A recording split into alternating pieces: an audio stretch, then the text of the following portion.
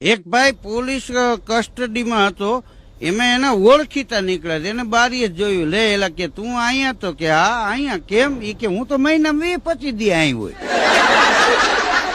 કે ભાઈ અહીં કેવી રીતે? ઈ કે મારી સગાઈ નહોતી થતી ને, એટલે કે પછી એના ગામમાં હું કે રોજ 2-3 કોથળી નાખી જાઉં, તો દિવસ ગામમાં કાઢી નાખું અને સાંજે ઈ કે અહીંથી નીકળું તો સાહેબ પકડી અને કસ્ટડીમાં પૂરી દે.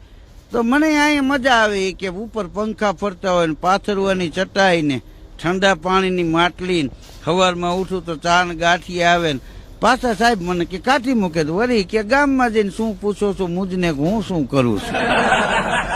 આ કસ્ટડીમાં ઈ કેમ આ જારીના કેટલા હળિયા છે ને મોટા, ઈ મને ખબર છે, બોલો.